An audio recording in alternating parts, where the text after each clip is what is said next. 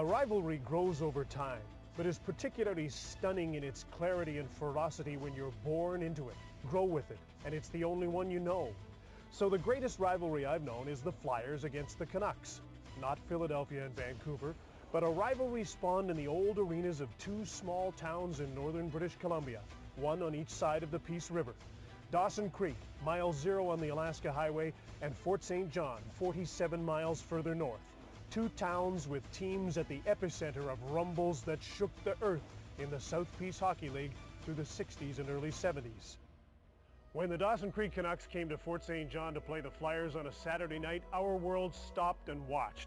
Not Hockey Night in Canada, not even Don Messer could make us stay at home. People used to joke that somebody must have bought the fire chief a ticket out of town because the North Peace Arena was jammed to the rafters. In fact, I think he was on the team's executive. The rink had no protective glass, just chicken wire on the ends, open on the sides where I sat with my parents, legs under a blanket on a bench, front row, blue line. And the games? Oh, the games. They were fast and physical with plenty of heroes and villains. The Flyers had Black Jack Durston and Alf the Widowmaker to protect the best player that the league ever knew. Smooth, high-scoring right-winger Jimmy Anderson, who with his longtime center Bill Ellercott were the guys we always wanted to be in road hockey. The Canucks had the meanest, nastiest piece of business I'd ever seen in my life.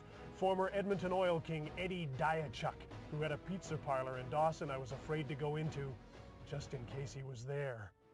This is where I spent most of the intermissions. Well, not exactly here. It was more like an early 60s Pontiac Strato Chief, but it was the job of most dutiful children to come out and start the car at every break so that it wouldn't freeze up in the parking lot when it was 35 below. So I'd run the car, turn on the radio, and listen to the Hot Stove League. Some local guys talking about the game. Perhaps that's what sparked an interest in my future occupation, because I've been talking about hockey every day since and loving every minute of it. As years went by, the players came and went. One arena burned down, the other was condemned. As in other small towns, there was more to do, more TV channels, in color no less, and the crowds dwindled. I don't know if there was videotape of those old days. I couldn't even find color pictures, just black and white newspaper accounts and memories. Memories as clear today as they were those sleepless nights after the games. This happened, and to a lesser extent still does, all across Canada. Whether it was Powell River against Port Alberni or St. John's against Corner Brook, the small-town hockey rivalries cemented our interest in and fueled our great passion for the game. Little wonder then that the National Hockey League is so popular in Canada, because it's benefited from those deep roots of the unforgettable rivalries of our youth.